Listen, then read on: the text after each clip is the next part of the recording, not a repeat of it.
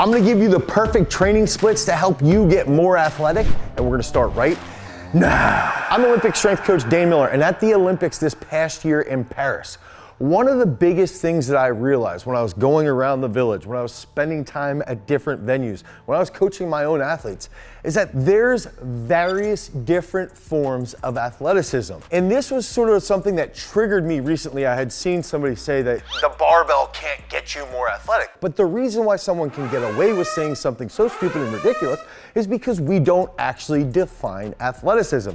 And so to start off, before we give you those key splits that you can use in your training, it's important that we identify 4 key types of athleticism. So the first type of athleticism is going to be sort of that standard form.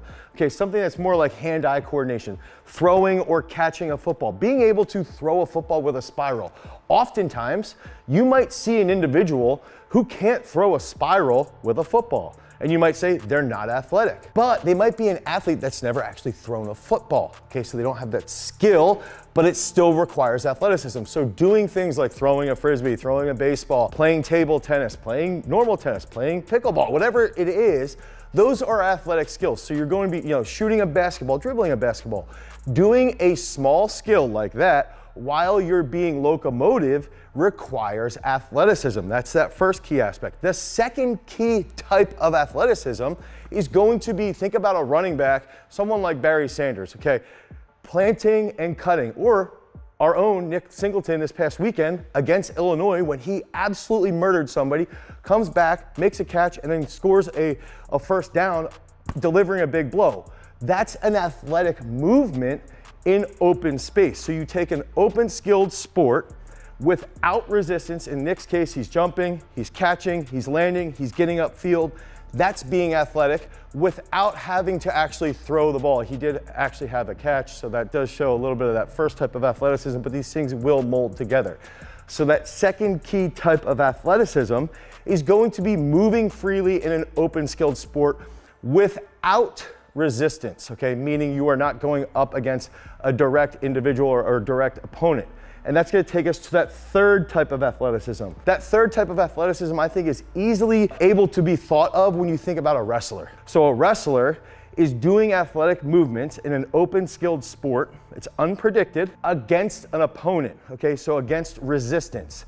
This is going to be an athletic movement that they have to execute very well. They have to have strength, they have to have speed, they have to have coordination, and that's going to be exhibited through open skilled execution against an opponent with resistance, okay? So that's that third type. It's different from throwing a baseball.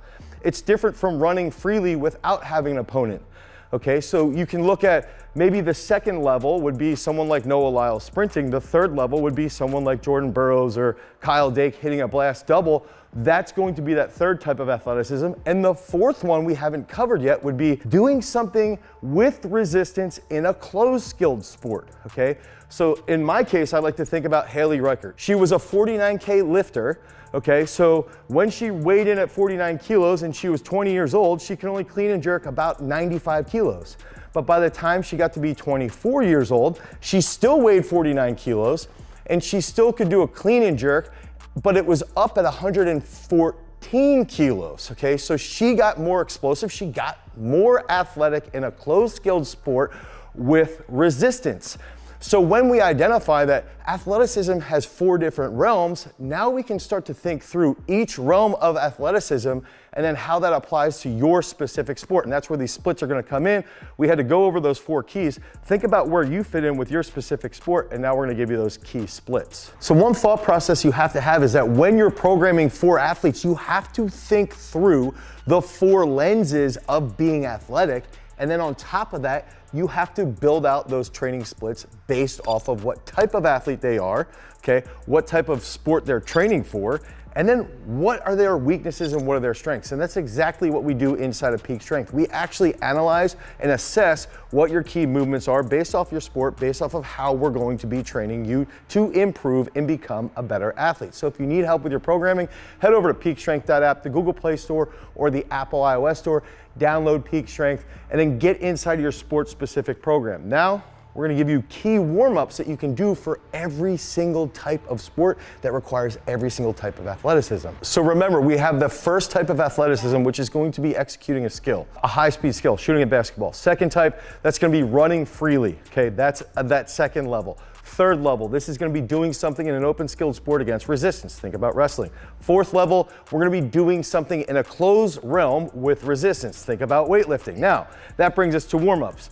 The first thing that we can start with is I like to use an unbalanced situation to wake up the nervous system to get it moving and firing a little bit quicker. So everybody should be warming up on a PVC pipe. And if you don't have a PVC pipe, try a slackline. If you don't have a slackline, you can even use something like this here. You can try to balance on this, and this is going to improve, one, your ability to warm up effectively, but two, your skill and ability to be more stable. Now, if you're good on something like the PVC pipe, or if you're good on the slack line, something that you could do is start to juggle or use a shuttlecock and you hit it back and forth with a friend, something like that. You can dribble a basketball, you can throw a football up and down, and this is going to increase your skill while also warming you up. Now we're gonna get into those training splits for each type of athlete, and then that's what you can use today to start to build out your system. The first type of athlete, okay? This is an athlete that doesn't have a lot of resistance. Think about somebody like a basketball player or tennis player. Let's start off with mobility. They need to be doing mobility 5 times a week, okay? 5 times a week for 15 to 30 minutes, something along those lines. Resistance training, traditional resistance training, twice a week, okay? We don't need to push these athletes to be super, super strong, but they need to have some baseline of strength. So we have to do traditional resistance training twice a week. Then we can bring in something like athlete day. So we're gonna do jumps, like something like this, right? They can get more explosive, they can learn how to be more coordinated and react quickly, okay? They're gonna do an athlete day once a week and an impulse day where they're moving weight fast once a week. The big factor here, okay? They also need to be doing skill-based work 5 to 6 days a week. Right there is your perfect training split for somebody like a basketball player, somebody like a tennis player. Mobility 5 days a week. We'll recap this quickly. Traditional resistance-based training twice a week. Impulse day, athlete day once a week for each of those. And then ultimately 5 to 6 days out on the court, 5 to 6 days out if they're playing tennis, anything along those lines to improve their overall skill while they become stronger and more explosive. Okay, so the second level of being an athlete, the second athlete type. This is gonna be free running. This is gonna be sort of free running over buildings, but also somebody who's on a football field that is gonna be more of like a wide receiver, a soccer player, somebody along those lines, okay? They need to be fast. So when we think through that lens, they're cutting, they're running at a high speed, they need to be athletic. These athletes, especially for training somebody like a running back, they're going to do traditional resistance-based training, meaning doing like a back squat, doing a clean, doing a snatch, doing a front squat, doing a pull-up, 3 days a week. They're gonna do that 3 days a week until they're in the sport for 7 years, okay? So there's points that we get to. And then when they get to that point of being in there for 7 years, okay, we can back off a little bit. But during that time frame, 3 days a week, they're gonna do traditional resistance-based training. So then after that resistance-based work, then they have to do 1 speed day a week, 1 athlete day a week, okay? Then the big concept comes into play. They still need to be doing 4 to 6 days a week of skill-based work. So to recap, they're gonna do their good warm-up, then they're gonna do some type of mobility 5 days a week. 3 days of traditional resistance-based training until they get to a certain point. And that's based off of benchmarks, based off their sport depth. Then after that, 1 speed day in the same week, 1 athlete day. That's gonna help them be explosive and to run fast. And then ultimately, they still need to be practicing 4 to 6 days a week. That's gonna take us to our third type of athlete. Now the third athlete, think about a wrestler. Okay, so they're doing an open skilled sport, fast, unpredicted, against resistance. So they have to be strong, they have to be explosive, and they have to be able to apply force into another individual who's pushing back against them. Think about a D tackle, same thing, okay? So these athletes have to do that mobility work, okay? They have to be mobile, their hips have to be mobile, they have to change their level rapidly. They have to do 5 days of mobility for 15 to 30 minutes, okay? Now, they have to be strong and explosive. 3 to 4 days a week, they should be doing traditional resistance-based training. Okay, so that means getting in, doing power cleans or hang cleans, front squats, single leg squats, all of these things that we do inside of Peak Strength. Inside Peak Strength, we have an elaborate program laid out with these specific training splits to help you become an elite athlete. These are the types of training splits that we've used and the guidelines that we've used to develop world bronze medalist Nick Wazowski in freestyle wrestling, to get 6 different athletes to the Olympics, to help develop them on that world-class level. Now, the next aspect in that 3rd level of athleticism is that if they're doing that athlete day and they're doing 3 to 4 days of lifting, okay, they have to be doing 4 to 6 days of skill work. Think about a wrestler. They've got to get on the mat, they've got to spar, they've got to hit drills, they have to wrestle live, they have to work on their actual skill in the sport so that when they're doing the work to become a better athlete, they can apply it to their sport. Okay, so that's a big concept here.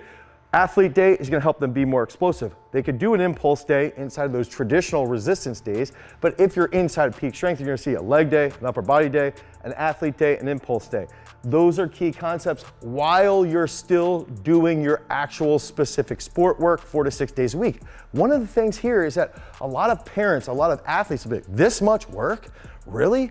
If you want to be good, you have to put time in, you have to get time in the gym, time in the specific sport, and it takes a long time frame to become great, okay? It takes a long time period. It takes 3, 4, 5 years to become as good as you can actually be, and this is gonna take us to that 4th athlete type. Now, that 4th athlete, think about somebody who is a shot putter. It's a closed skilled sport, okay? They're rotating, or their glider, if they live in 1980 and they should just start to spin, they're rotating in a 7-foot circle, discus thrower, 8-foot circle, a weightlifter, a power lifter. A lot of people say power lifters aren't that athletic, and I am the one who probably have said that the most, but I do believe there's some athletic skill required to do a heavy deadlift. We like to think about athleticism through how your nervous system functions. Okay, so somebody who's a good power lifter probably isn't that good at running freely because their nervous system's not wired that way. But regardless, they still have to be a good athlete. So think about an Olympic weightlifter. They have to be explosive, they have to have good mobility, they have to have good control of their body to be stable, to elicit a large amount of force into a barbell, to move fast at 1.9 meters per second to hit a big snatch. Okay, so those are different levels, and this is that 4th level. So this individual, 5 days a week, 15 to 30 minutes to improve their mobility. Now, traditional resistance-based training, probably you're gonna see 4 to 6 days a week. Some weightlifters will train 6 days a week. Some weightlifters, someone like Olivia Reeves, might only train 3 to 4 days a week. So we're gonna still see shot putters as well. Someone like Ryan Krauser probably lifts 2 to 4 days a week. So that's where we gotta see that resistance-based work somewhere around 2 to 4 days, but very likely we're gonna see 4 to 5 days of resistance-based training. And then you're gonna have something like impulse or an athlete day, depending on the time of year for these specific athletes, okay? Once a week, they have to focus on moving weight fast and being as explosive as possible. Okay, so they'll get stronger. Think about somebody like Joe Kovacs, who's pad bench over 700 pounds. He has to have a lot of max strength, but he also has to be very explosive and very mobile. So he has to work on all those different factors. And then ultimately, they're still gonna be practicing their skill 4 to 6 days a week, okay? So you're gonna get into the circle and throw 4 to 6 days a week. You're gonna get into the weight room and do Olympic weightlifting movements 4 to 6 days a week if that's your sport. If you're a power lifter, 4 days a week, very likely you're gonna work on that technique. So those are some of those big concepts. But ultimately, when you look at these 4 types of splits, they're gonna be based around the type of athlete that you need to become, okay, based off of, do you have resistance against you? Are you doing something with a very precise skill and locomotion? Do you not have resistance against you? That's the planning that goes into Peak Strength that's gonna help you improve and become a better athlete. So head over to peakstrength.app, the Google Play Store or the Apple iOS Store. You can download Peak Strength today. But if you don't wanna do that, use this freaking split based off of the sport that you're in. Because remember, freaks, if you wanna become a champion, you've always gotta cultivate your power. Peace.